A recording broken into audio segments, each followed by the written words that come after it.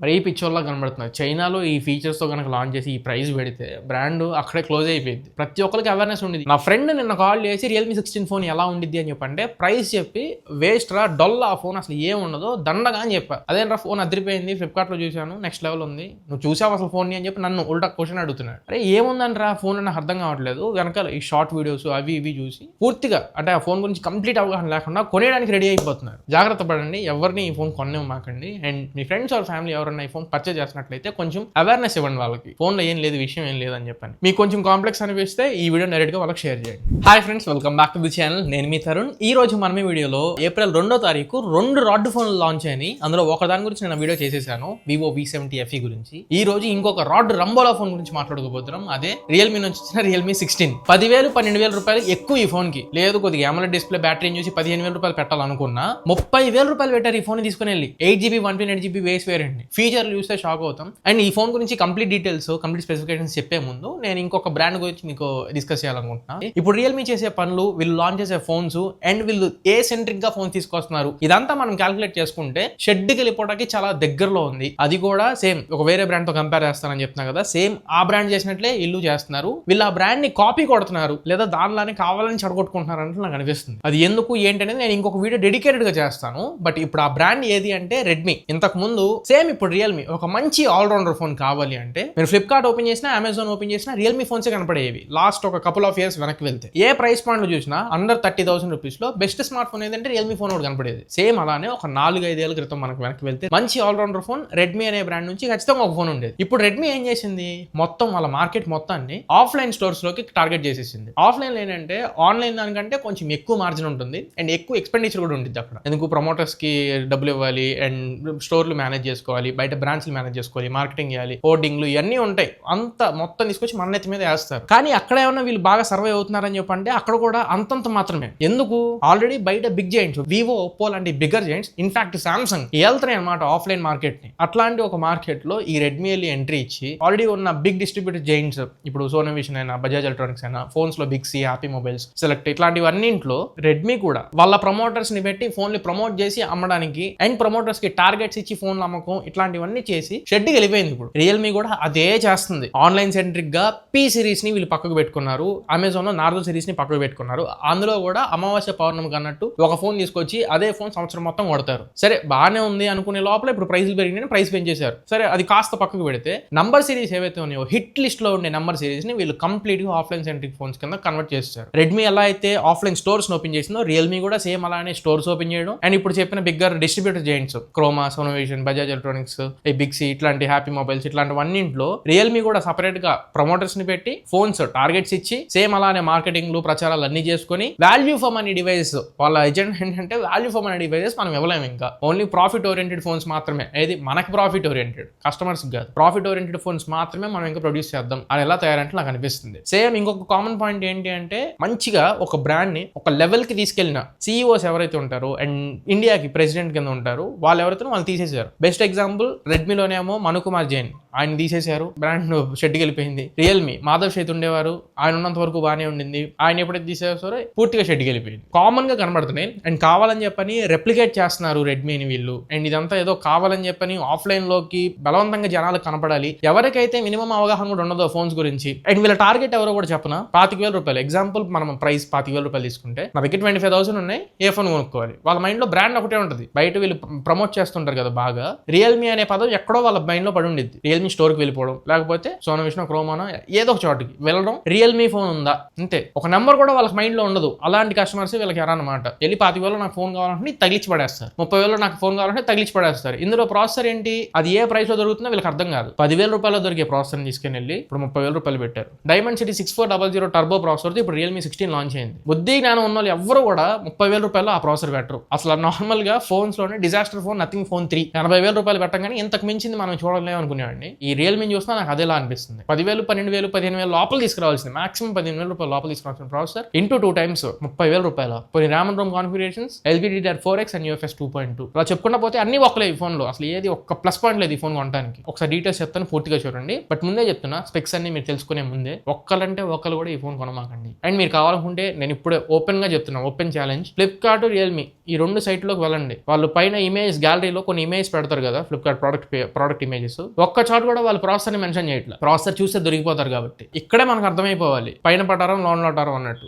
లోపల ఏం లేదు. ఇంకా ఫస్ట్ మనం ఈ ఫోన్ ప్రైసింగ్ దగ్గర నుంచి మొదలు పెట్టుకుందాం. రియల్మీ 16 3 వేరియంట్స్ లో లాంచ్ అయింది. 8GB 128GB, 8GB 256GB, 12GB 256GB. 8GB 128GB వచ్చేసరికి 32,000 రూపాయలకు లాంచ్ చేశారు. 32, నేను ఇప్పటివరకు 30 అన్నా. కార్డ్ ఆఫర్ 2,000 రూపాయలు తీసేసి 30, యాక్చువల్ ప్రైస్ 32,000 రూపాయలు. 8GB 128GB diamond city 6400 turbo processor. సరే, రెండోది 8GB 256GB 34,000 రూపాయలు. 12GB 256GB 37,000 రూపాయలు. ఈ ప్రాసెసర్ కి 37,000 రూపాయలు పెట్టారా మనకి 12GB 256GB కావాలండి. IP ratings IP68, IP69. ఇది ఒక్కటబ్బా వీళ్ళు ఇచ్చింది. వాటర్ రెసిస్టెన్స్ ఒక్కటి తీసుకొచ్చారు. కొన్ని బిల్ క్వాలిటీ ఏమన్నా సాలిడ్ ఉందా అని చెప్పండి, ఏం లేదు. గ్లాస్ ఏమో డ్రాగన్ టైల్ స్టార్ 2 ప్రొడక్షన్ ఇస్తున్నారు, వరస్ట్ అది. And sides polycarbonate frame, plastic ఫ్రేమే, మంచి క్వాలిటీది. లేకపోతే ఫోన్ ఏమైనా స్లిమ్ గా కనబడుతుంది, అది లేదు. 8.1mm థిక్నెస్ తో వస్తుంది, ఇంత లడ్డులాగా ఉండేది ఫోన్. అండ్ 7000 mAh బ్యాటరీ ఉంది. సిలికాన్ కార్బన్ మెటీరియల్ యూస్ చేసి లైట్ వెయిట్ గా తీసుకొచ్చి, ఇన్ఫాక్ట్ ఇంకా సన్నగా తీసుకొస్తే కొన్ని దానన్నా ఫార్మ్ ఫ్యాక్టర్ లో ఒక రకంగా చూపించవచ్చు, అది లేదు. 8.1mm థిక్నెస్ తో వస్తుంది, వెయిట్ 183 grams తో వస్తుంది. And back side plastic back,